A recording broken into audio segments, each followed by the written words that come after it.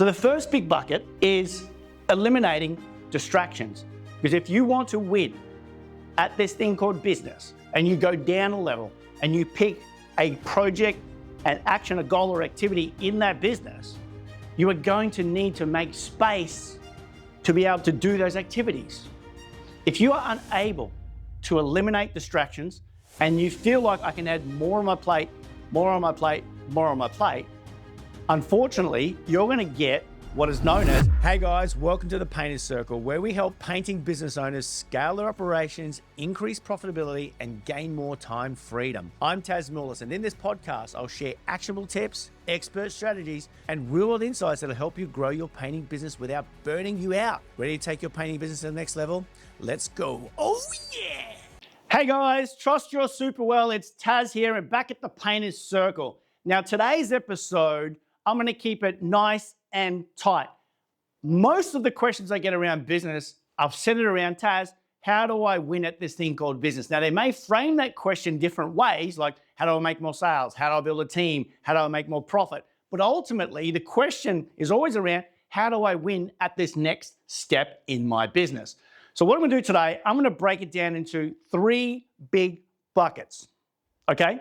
I'm gonna break it into three big buckets so we can analyze each step. But more importantly, I'm going to focus on what I feel is the most important step, but not only the most important step, the biggest and hardest thing that most business owners struggle with. I'm going to show you what you have to do, why you have to do it, and more importantly, how to keep it getting done. So the three steps to winning, I'm going to share with you right now. So, long story short, once upon a time, I used to be on the tools, okay? Even now, I'm involved in multiple businesses. So when someone comes and tells me, and more importantly, as you as a business owner, someone comes and tells you, hey, all you need to do is do this, or do this, or do that, and do this. Do you ever feel like, wow, I'm already busy. I'm already flat out. The thing I have or don't have is more time, and I'm being asked to do more stuff. Now, the very first step for you to win at business is to eliminate some distractions. The reason why I'm saying that is you cannot do more on your already busy day and week. So for you to be able to keep moving faster towards your goal, you need to remove some activities. Now, the analogy I like to use is, let's say you're training to do a half marathon. Now, I'm not built for half marathons, but let's say you're training to do a half marathon. So there's going to be certain activities that you're going to want to get better at. Endurance, cardio, running, equipment. To name a simple few things, there's some things you're going to need to do. Some things you're going to have to eliminate is probably eating Macca's or KFC or Portos every day. You're probably going to have to eliminate, maybe I should just reduce the heavy lifting. See how becoming a better runner for the half marathon requires you to reduce or eliminate some other things. Exactly the same principle in business. Now, when we start in business and we're moving forward, right, we pick up all these tasks and actions and activities that we're doing. So when we start out by ourselves and we hire someone, we go from 100 grand, 200, 300, 400, whatever that number you are right now, you get to that point in time. But more than likely, you are still doing the activities that you probably don't need to do anymore. So the first big bucket is eliminating distractions. Because if you want to win at this thing called business, and you go down a level and you pick a project, an action, a goal or activity in that business, you are going to need to make space to be able to do those activities. If you are unable to eliminate distractions and you feel like I can add more on my plate, more on my plate, more on my plate, unfortunately, you're going to get what is known as burnout. Now, I can speak from experience. 2 times before 2007, I burnt out because I had this theory that I could outwork everyone else by doing more things, more painting, more hours, more quotes. So I was going 40 hours, 50 hours, 60 hours, 70 hours, 80 hours, dare I say 100 hours a week for many, many weeks in a row because I thought for me to win at business, I had to do more activities. For context, I'm not telling you not to get better. I'm telling you that there's some activities that you're doing that do not add to the value of you winning.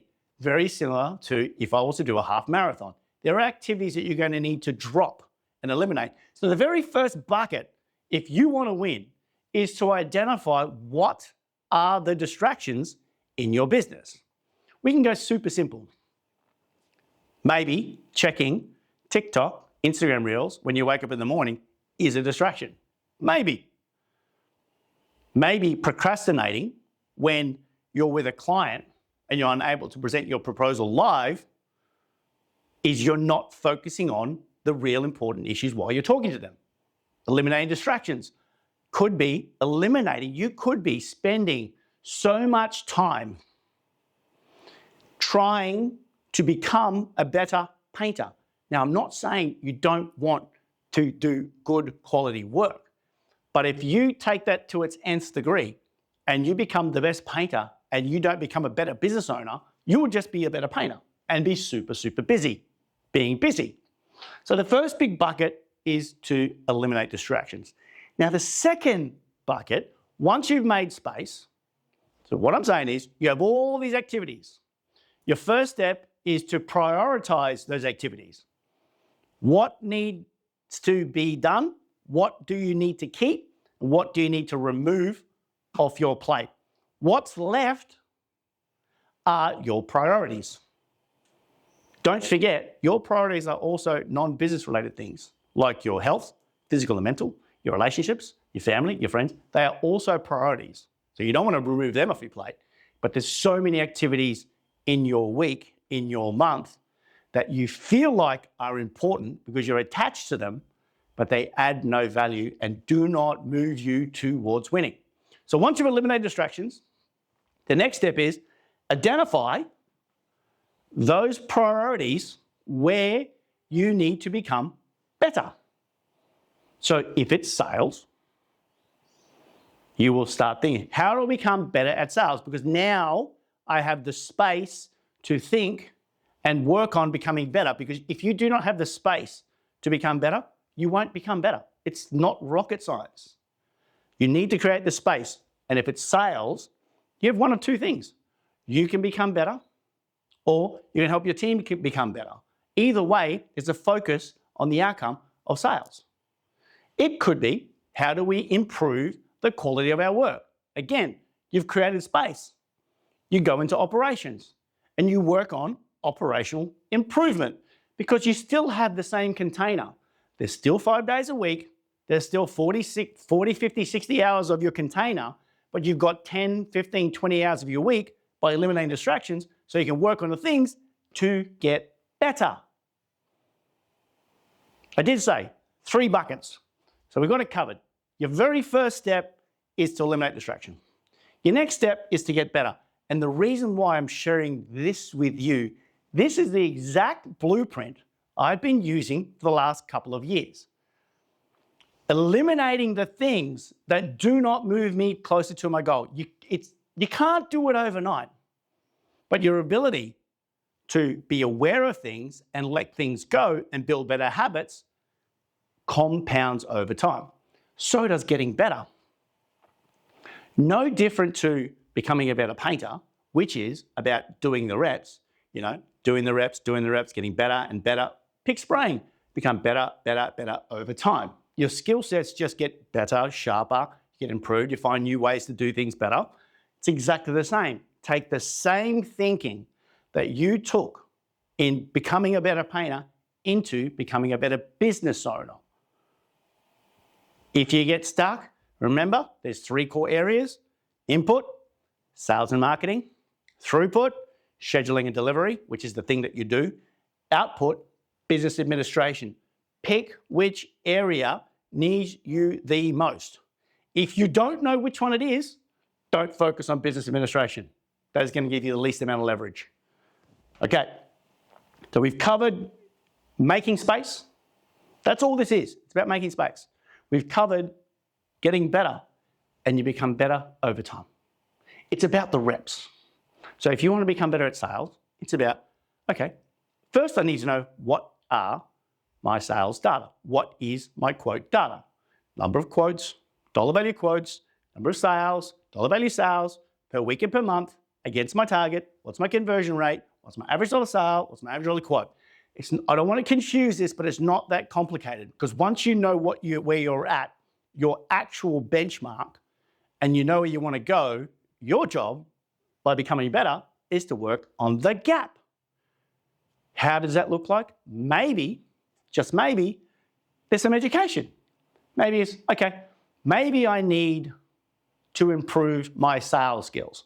Another way of saying sales skills, maybe I need to improve my communication skills, because maybe if you find that you keep hitting the wall of competing on price, and your number one objection is people are always going with the cheaper price, that there's a skills gap in your ability to communicate value. Now, this is not a judgment video. This is about just sharing with you, once you make some space and you dedicate some time to be better, like I said, business is a long game. Your goal is not to become a gun salesperson in the first week or month. Your goal is over a long period of time to continually do the reps and get better and better and better. Now, I've shared this before. I started my business education journey in 2004. That's forever ago. I began on that journey, and I've been on that journey ever since. There's two constants. I continually look to improve my skills in business, in input, sales and marketing, in throughput, operational performance, and in output. Business systemization, automation, and at the moment, AI. Now, I dedicate my time, so my effort in my painting business is to become better at one of those things. Not all of those things at once, because even I have constraints. So it's up to you to decide which area do you need to focus on to become better. For context, I have a sales coach. I'm continually looking to improve my communication skills, whether it be talking on the phone, emailing, writing content, writing sales letters, developing content for blogs and stories. I am always looking to become better. It's not a full-time job. Just imagine if you dedicated 2 hours a week, 1 hour a week on improving your communication and sales skills. That's 50 hours a year. Compound over 3 years is 150 hours of getting better skills that you wouldn't have had if you were busy being busy and you had all the distractions keeping you busy. Cool. The third area, standards. I'm going to go deep in this because number 3 seems to get left off the list or brushed past, better still, brushed past. We skip over, it goes, yeah, we've got standards. Yep, we've got standards. So I'm going to eliminate distractions, which is the noise in the business. I'm going to focus on getting better. And standards, yeah, I've got a standard. Our standard is we do quality work, I'm reliable, we show up on time, we wear clean uniforms, and we mistake that as standards.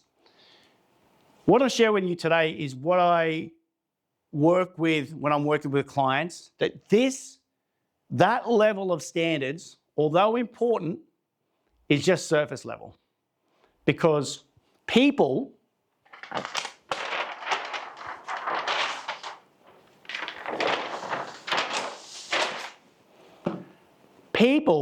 do not buy you. I want you to remember this.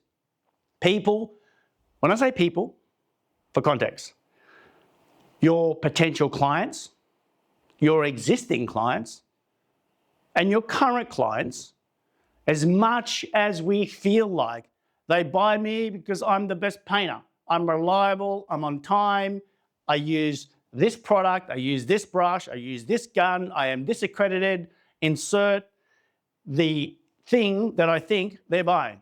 They don't. It's exactly the same with your team.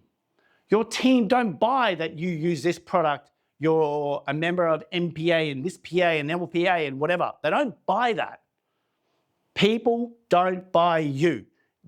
People don't buy. They don't buy your pros. They don't buy your people or you. They don't buy the pieces of what you do, like the steps that you do. We do this, we do that, we do this. They don't buy it.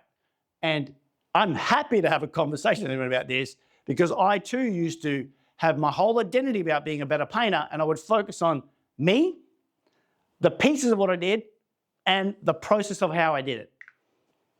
Getting back to standards. People don't buy you.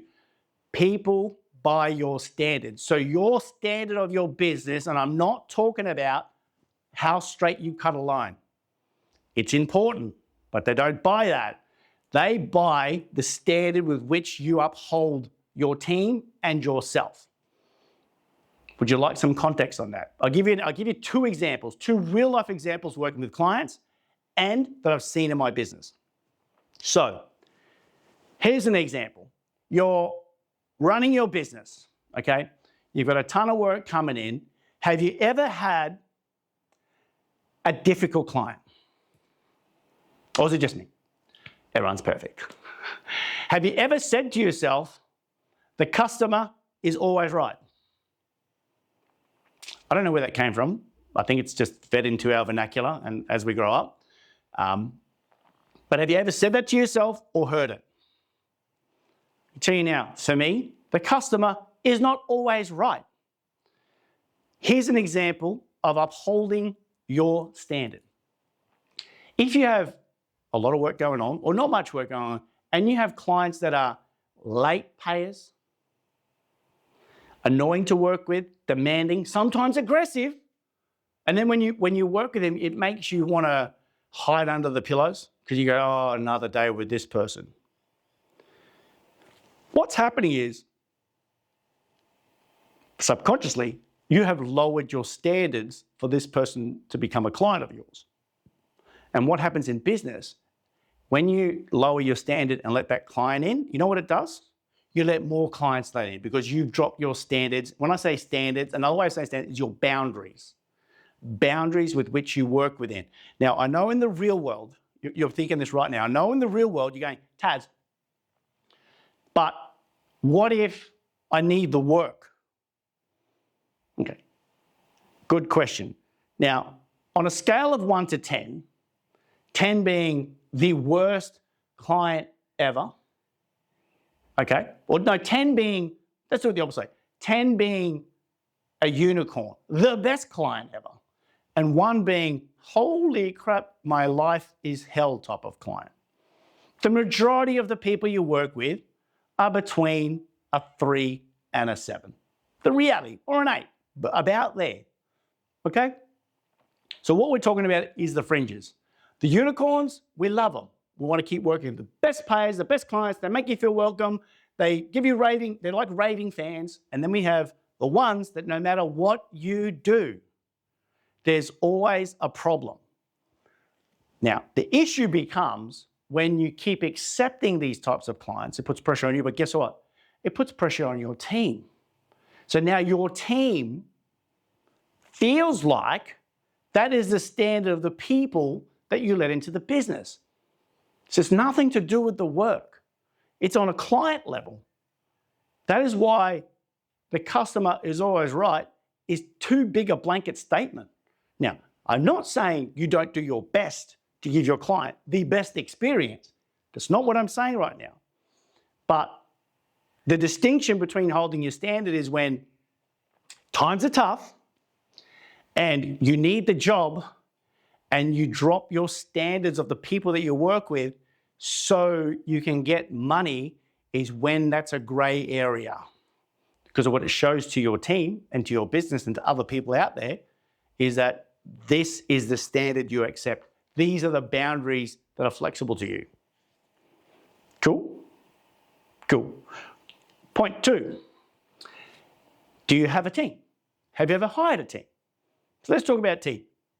Let's say you've got a great team and you hire someone new because you are so busy. You are flat out and you need a hand. You've got so much work going on, you've got so many deadlines. Have you ever had that problem? And have you ever said these words? I just need 1 or 2 more people to get me through this time. I know I have. And then what happens is we get anyone. We bring them in the business. Now, their standards may be a little bit lower. Now, I'm not discussing whether they know how to paint or not. It could be their personal standards. They may smoke on site. They may show up late consistently. They may knock off early consistently. They may take an extra hour for lunch. They may just be negative Nancy's on site and don't improve team culture. You bring that person to the business, you know what happens to your standard and you keep them in? Your other team members see that and subconsciously you have just lowered the standard of the people that you bring in your business, and your team over here are more than likely going, how come we've got this standard for us and this standard for this person? That's when you get tension. So I understand in the real world, you're under pressure to perform an outcome and hit a target, but you have to look at the consequences. The consequences are, and that's why it's the hardest one. The consequences are, if you lower the standard, it's going to get hard to win. There's 3 buckets. You can limit all the distractions you want. You can get better as much as you want. You drop the standard, you're going to suck here. It's going to be really, really difficult. So that's clients and that's people. Most people when I'm talking to, they think when I'm referring to standards, I'm referring to the quality of the work. I am, but I'm not. So your ability to hold your boundaries, even when it gets difficult, is critical. Just quickly, guys, if you're a painting business owner and you're overworked, overwhelmed, and underpaid, we can help. Hit the link below in the show notes to learn more. Now back to the episode. Now, probably the best way for me to explain this is having a standard is like the thing that you're aiming for. This is what we do. Why we do it is when we raise the standard, hold the standard, we attract the right clients, we attract the right people, we attract the right stakeholders, we attract everything that we want who operate at that level to us. Because remember, people don't buy you, they don't buy the pieces of what you do, and they don't buy the process of what you do. They buy the standard with which you do it by. As much as this will have a bit of conflict, mental conflict, right? An example would be, people don't buy me at Qpaint. They don't.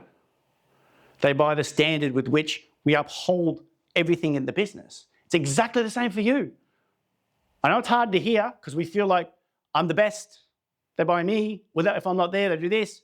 That's a story we keep telling ourselves, but they buy the standard with which you uphold throughout your communication, what you do, what you say, when you say it, everything. Now, I understand in the real world, shit happens. There is no perfect day, week, month, or year. So we will fluctuate because I have bad days. I have days off. I have days where I just can't do it. That is not a problem. That is a real world. We're all human beings. But our ability to correct and not have too many bad days in a row is a standard. So this is not about going back to training for a marathon. I have to run every single day, and if I miss one day in the next 3 months, I'm a failure. No. This is about understanding, if you have a day off, that's great. Just get up the next day or the next day and correct. There's a principle that I share a lot, and it's called correct, don't protect. The whole premise of that principle is when we get off course, just make the correction as fast as you can. Don't sit there knocking yourself because, oh, damn, I didn't do this thing. Don't justify it. Don't blame. Don't add shame to it. Just go, okay, that's interesting. Don't put the label good and bad. It just is. It's feedback. Just get up and correct the next day. No issues. So this is not about I have to have a standard, and if I break it one day, I'm gone forever. No, no, no, no, no. We live in the real world that has fluctuations and variations. Your ability over a long period of time, 12 months, 2 years, 3 years, 5 years, whatever the time frame you see yourself in business, is how many times we can correct and stay on course versus how many times we drop the standard and stay there too long. So how many months in a row do we lower the standard to let people in the business because we feel like we need them, and we remove our boundaries from the top of people bring in? How many months in a row? How many years in a row? How many weeks and months in a row do we say yes to the client that we absolutely know they're going to be a headache because we can't let go of the attachment of the job? Someone asked me this question. I'm going to give you context because I don't want you to think I'm telling you not to win work and starve, okay? For context, if you need the work and you are already aware that this client is a headache, that's okay. That's a decision and you push through it. What I'm saying is you don't want this to become a standard. Very different.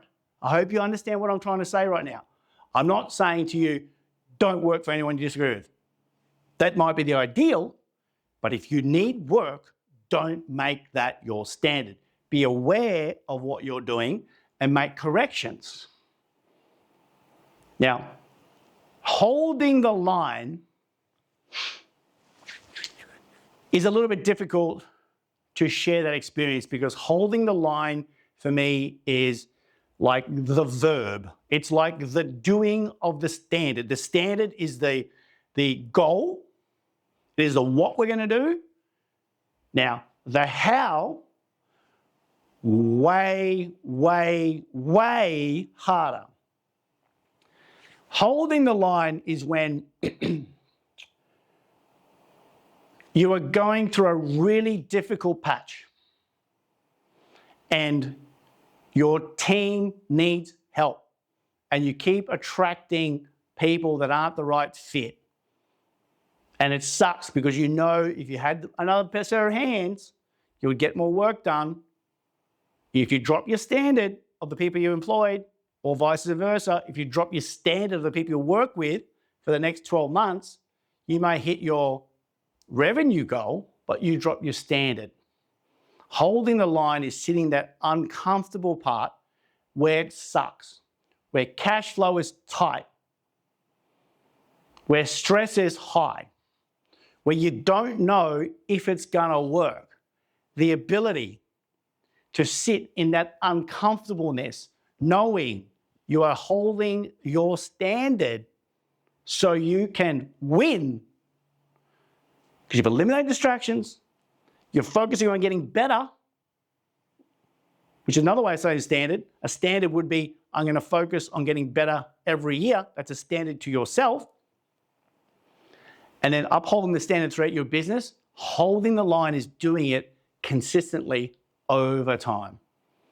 This is where most people break down. Again, I am not saying you can't dive off, but if you start at the beginning of the year over here and you start not following up, your standard is you follow up quotes in 3 days, 7 days, 14 days. That's the standard because your job is to create a great client experience. Then you don't do it every 3 days. You start dropping that standard. You do it every 5, 6 days, and in 10 days, and then it becomes whenever. So over 12 months, what used to be the standard of your client experience now is over here. It's drifted way off. And no one can make you do this. This is your standard to you. Like your commitment to the business is that when I do a proposal and a quote for a qualified person, I am going to follow up because I said I would day 3, 7, 14, whatever that happens to be. No one sees that, by the way. That's your standard to you, whatever the standards you are for yourself. If you have a standard in your business that you're going to have a default diary. Default diary is you're going to have fixed times in your week to work on your business. No one sees that, by the way. This is the work for you. Because having a standard is about self-leadership. It's about leading yourself. no one can, in your business, no one can uphold your standard for you. It doesn't work that way. You have to uphold your own standard. That's why it's so hard, because no one's going to make you do it. No one's going to say, hey, Taz, you should get out of bed at 5, start writing, planning out your day, got to be in the gym by 5:30, 5:45, get your cardio up, make sure you eat some eggs or protein to get ready for your day at 8 o'clock. No one's going to make you do that. Only you can do that. No one's going to make you do the follow-up calls. No one's going to make you go out and have conversations with clients.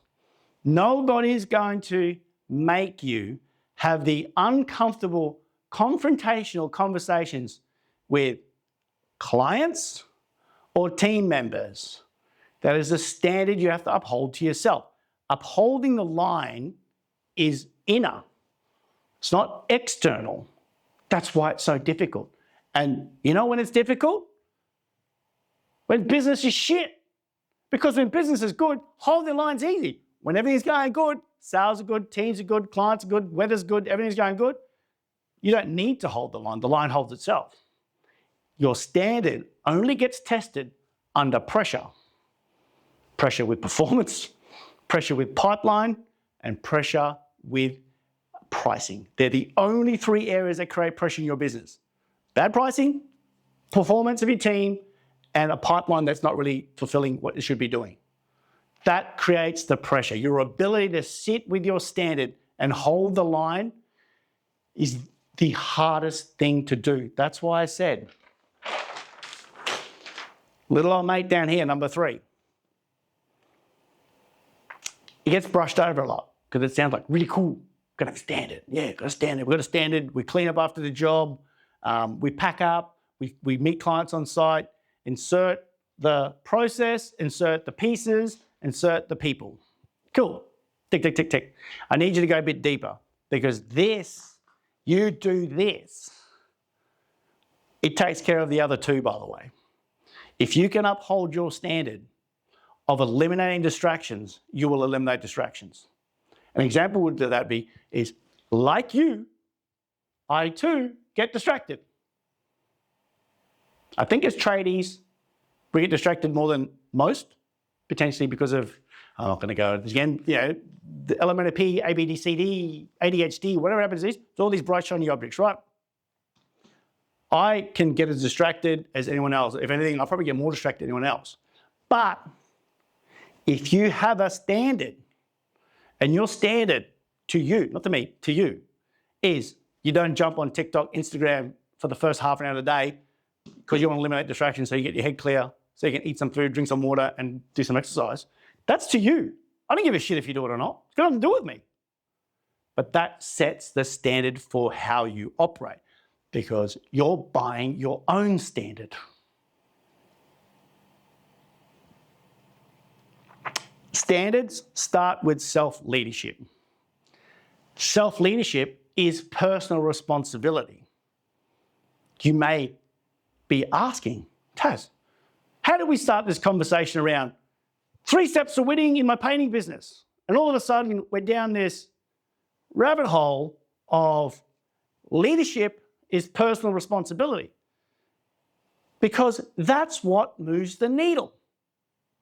Again, you want to raise your standards by getting better? I have a standard that I'm continually improving on certain areas of myself and in the business, whether it be my mental health, physical health, business, financial literacy, whatever happens to be, I'm continually getting better. It's not, I don't do it full time every day, but I have a standard that I need to maintain, like brushing my teeth. I don't second guess brushing my teeth. I go, oh, holy crap, better brush my teeth today. No, you just do the thing. Our little brother down here, standards, for me, is the hardest thing to do. But if you do this as best you can, it takes care of everything else by default. It picks it up along the way. You may have heard me share the story about Domino's, not the pizza, the toys, the Domino's. What is the biggest, most important leading domino that if I hit this sucker consistently over time, it knocks over a few other things? This one, but it's also the hardest to hit. way harder to hit because we are intrinsically focusing on us, people, pieces, and process, because we think people buy the thing that we do. They don't. They buy the standard. People don't buy you, they buy your standard.